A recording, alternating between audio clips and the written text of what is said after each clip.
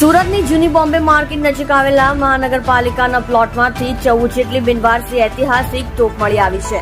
પ્લોટમાં દબાણ ખાતાનો ઓફિસ હતી, ત્યાં હાલ રિનોવેશન કરવામાં આવી રહ્યું છે. મળતી માહિતી અનુસાર આ તોપ 10 વર્ષ પહેલા શહેરમાં કોઈ સ્થળેથી ખોદકામ દરમિયાન મળી આવી હતી. તોપને સુરત મહાનગરપાલિકા દ્વારા દબાણ ખાતાના પ્લોટમાં મૂકવામાં આવી હતી. ત્યારબાદ તેની કોઈ જ કાળજી લેવાતી હોય તેવું જણાતું નથી.